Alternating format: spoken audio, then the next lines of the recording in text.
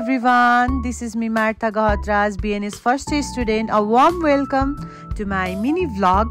आजको vlog चाहिँ मेरो आजको वेदर अनि म चाहिँ क्लासदेखि लाइब्रेरी पढ्न गएको र घर आउँदासम्मको चाहिँ मिनी भ्लग बनाउँदै छु। सुरुमा चाहिँ हाम्रो वेदर एकदम राम्रो थियो आजको, अनि ठ्याक्क हामी हाम्रो लास्ट पिरियड चाहिँ हाम्रो लाइब्रेरीमा स्टडी थियो, सो हामी लाइब्रेरीतिर लाग्यौं। अनि पछाडी चाहिँ हाम्रो बीएससी नर्सिङको बहिनीहरु छन् अनि हामी चाहिँ बीएनएस को बहिनीहरु भयौं। त्यसपछि बहिनीहरु पछाडीबाट आउँदै थिए। आजको मेरो भ्लग चाहिँ सबैजनाले लाइक गर्नु ल भनेर चाहिँ मैले मेरो बहिनीहरुलाई भने, अनि बहिनीहरुले खुसी हुँदै हुन्छ दिदी हामी लाइक गर्छौं भनेर भने। And then we are moving forward to library, अनि लाइब्रेरी पनि हामी पुग्यौं। त्यहाँ चाहिँ एकदम आज चाहिँ मौसम नै एकदमै मौसमले च्यालेन्ज गरेको भएर I feel so like amazing. अनि म चाहिँ एकदम झ्याल खोलेर वाउ कस्तो राम्रो वेदर भनेर म अलिकति वेदरलाई क्याप्चर गर्न खोजिराखेँ।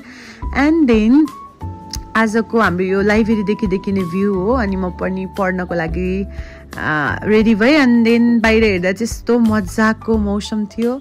आई लाइक यति बेलामा चाहिँ मजाले तातो तातो चिया चुस्की मार्न पाए हुन्थ्यो जस्तो लाग्थ्यो। अनि यता फेरि बहिनीहरू थिए, बहिनीले चाहिँ मैले पुस्तिकाएर दिएँ, ल थ्याङ्क यू दिदी भन्दै बहिनीले भनिन्। देन फेरि यसरी हेरेको नेचर चाहिँ wow, I can't get rid of my eyes on to nature जस्तो लागिरहेको थियो। कस्तो राम्रो भ्यू देखिन्थ्यो हाम्रो कलेजको लाइब्रेरीको झ्यालबाट चाहिँ। अनि त्यो भ्युजहरू हेरिसकेपछि म फेरि लाइब्रेरीमा आएँ। सबैजना पढ्दै रहेछन् अनि बहिनीहरूलाई कति पढेको कि भन्दै मैले जिस्काइरहेको थिएँ, दिदी एक्जाम आइसक्यो भन्दै थिएँ। अनि मलाई पनि मेरो एक्जाम आइसक्यो, सो अलिकति डर पनि थियो।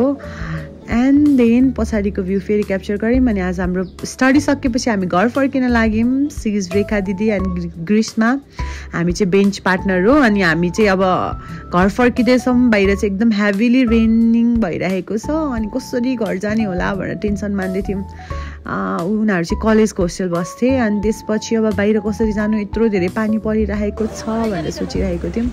And then we decided to seek help, अथवा चाहिँ हामीले कसैलाई चाहिँ हामीले छातामा लिफ्ट लिउँ भन्ने चाहिँ यस्तो दिमागमा आयो कि हाम्रो आइडिया त्यही त हो नि। नर्सिङहरूको फेरि धेरै नै आइडिया आउँछ दिमागमा। अब कसलाई हेल्प माग्ने होला त, दिदीहरू पनि गइहाल्नु भयो बिच्दै बिच्दै। अब लिफ्ट कसलाई माग्ने होला भन्दा त्यहाँनिर एउटा भिजिटरलाई देख्यौँ। अनि उहाँले चाहिँ हामीलाई पुऱ्याइदिन्छु म भनेर भन्नुभयो। त्यसपछि हामीले अटो भएको ठाउँनिरसम्म चाहिँ उहाँलाई पुऱ्याइदिनलाई रिक्वेस्ट गऱ्यौँ। अनि देन अटो पनि पाइरहेको थिएन। अनि झ्याप्प एउटा अटो चाहिँ पायो। अनि सो साथीले चाहिँ गएर भनिहाल्यो। बाहिर चाहिँ एकदम धेरै हेभिली रेन भएको थियो, सो हामी छिटो छिटो चढेर हामीलाई होस्टेलसम्म पुऱ्याइदिनुहोस् न भनेर रिक्वेस्ट गऱ्यौँ। अनि हामीले यो भ्लगहरू बनाउन चाहिँ हामीले आजदेखि, मैले पहिला पनि बनाइरहेको हुन्थेँ समटाइम्स मात्र, तर त्यसरी चाहिँ कन्सिस्टेन्ट रूपमा चाहिँ गर्नु पाएको थिएन बिकज अफ सम रिजन, ड्युटीहरू केस स्टडी यताउति बिजी कारणले। तर अहिले चाहिँ मैले रेडी एभ्री डे चाहिँ मेरो एभ्री डे भ्लग चाहिँ म गराउँछु भनेर सोचेँ। किन भनेपछि अब पछि गएर पनि हामीलाई याद हुन्छ नि त बीएनएस स्टुडेन्ट लाइफमा चाहिँ हामीले के गऱ्यौँ त भनेर। एउटा चाहिँ पार्ट अफ मेमोरी हो, त्यसैले गराउनुपर्छ। अनि हाम्रो एभ्री डेको हाम्रो बर्डन अफ लाइफलाई चाहिँ अलिकति म्यानेज गरेर हामीले इन्टरटेनमेन्ट लियौँ भने पनि it will make worth it टाइपको हुन्छ नि त। त्यसैले अनि हामीले बनाउने निर्णय गऱ्यौँ। यसरी हामीलाई दाइले अटोमा पुऱ्याइदिनु भयो। हाम्रो चाहिँ एक्जाम पनि आइरहेको छ, सो हामीले दाइलाई छिटो पुऱ्याइदिनु ल, गएर पढ्नुपर्छ दाइ भनेर रिक्वेस्ट गरेका थियौँ।